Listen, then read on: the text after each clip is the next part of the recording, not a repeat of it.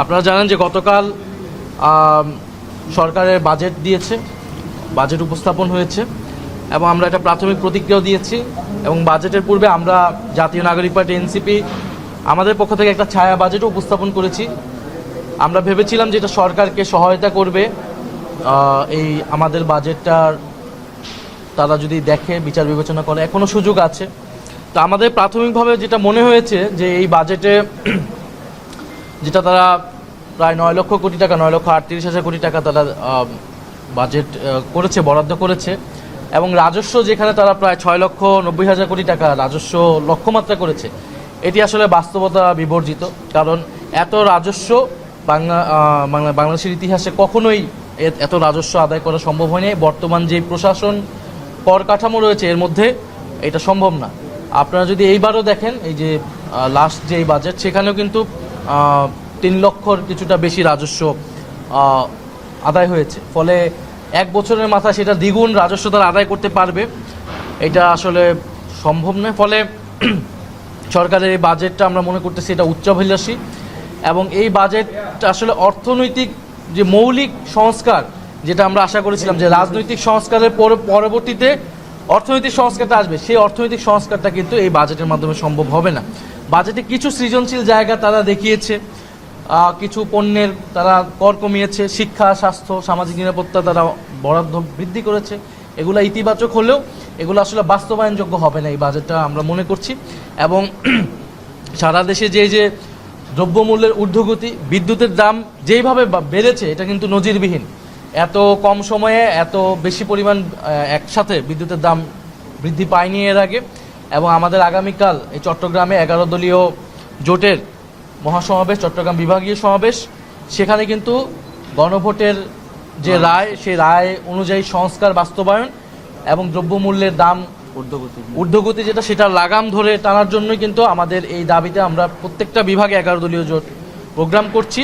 আমাদের এই পুরা মাস জুড়েই সংসদ এবং সংসদের বাইরে এই অর্থনৈতিক বিষয় নিয়ে কথাবার্তা হবে, আমরা কর্মসূচি চালাবো। এবং সবচেয়ে গুরুত্বপূর্ণ যে দুর্নীতি, এই বাজেট কিভাবে দুর্নীতি বন্ধ করবে।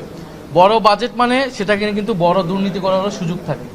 এই যে বিভিন্ন কার্ড বলেন, খাল খনন কর্মসূচি বলেন, সরকার দলীয় এমপিরা যে বরাদ্দ পাচ্ছে যেটা বিরোধী দলীয় এমপিরা পাচ্ছে না, তারা সেটা কীভাবে করছে। অর্থাৎ কোথাও কোনো জবাবদিহিতা নাই, কোথাও কোনো স্বচ্ছতা নাই।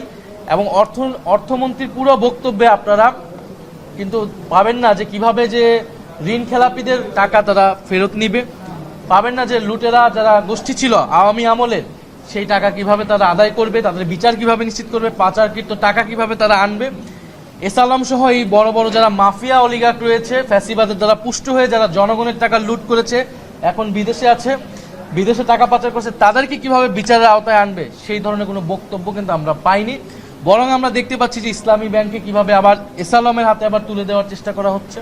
গতকালকে আমরা দেখেছি আদ্দিন হাসপাতালকে একটা কজ দেখিয়ে বন্ধ করে দেওয়া হয়েছে। যদি সেই হাসপাতালের বিরুদ্ধে কোনো অভিযোগ থাকে সেটা সুষ্ঠু তদন্ত হওয়া উচিত, বিচারও হওয়া উচিত।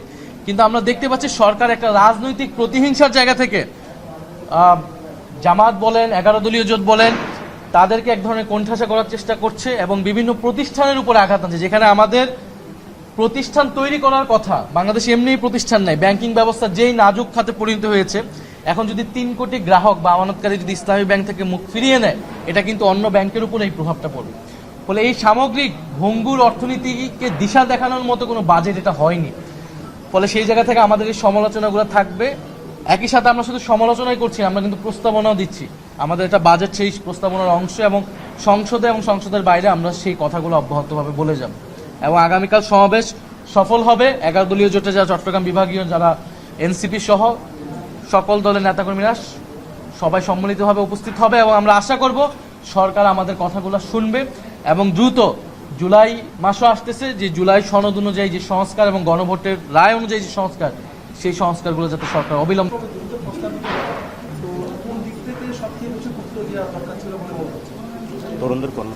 আমরা এই বাজেটে আমাদের পুরো অর্থনীতির এখন 3টা জায়গাতে আমরা খুব মৌলিক সমস্যা মনে করতেছি। একটা হচ্ছে ব্যাংকিং খাত।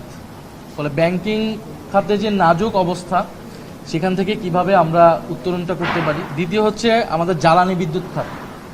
বিদ্যুতের যেই অসম চুক্তিগুলো হয়েছে, এগুলো নিয়ে কিন্তু অর্থমন্ত্রীর বক্তব্যে আপনারা কিছু পাবেন না। উনি যদিও বলেছে ক্যাপাসিটি চার্জের কথা, কিন্তু সেখান থেকে উত্তরণের কথা উনি বলেননি। আর তৃতীয় হচ্ছে কর্মসংস্থান, তরুণদের জন্য কর্মসংস্থান, জব ক্রিয়েশন কিভাবে হবে। আপনি দেখেন যে এই বাজেটটা যেহেতু একটা ঘাটতি হবে প্রচুর পরিমাণে, ফলে এই ঘাটতি পূরণ করতে হলে সরকারকে ঋণ নিতে হবে বিদেশ থেকে এবং দেশীয় ব্যাংক থেকে। দেশের ব্যাংক থেকে যদি সরকারি ঋণ নেয় এত পরিমাণে, তাহলে বেসরকারি খাতে ঋণ কমে যাবে। বেসরকারি খাতে ঋণ যদি কমে যায়, বিনিয়োগ কমে যাবে এবং কর্মসংস্থান কিন্তু সংকুচিত হবে। ফলে তরুণদের কর্মসংস্থান এবং এই যে ব্যাংকিং খাতের যে লুটপাট, নাজুক অবস্থা থেকে কিভাবে উত্তরণ, এইটা আমরা মনে করি এই বাজেটে আসলে অনুপস্থিত রয়েছে।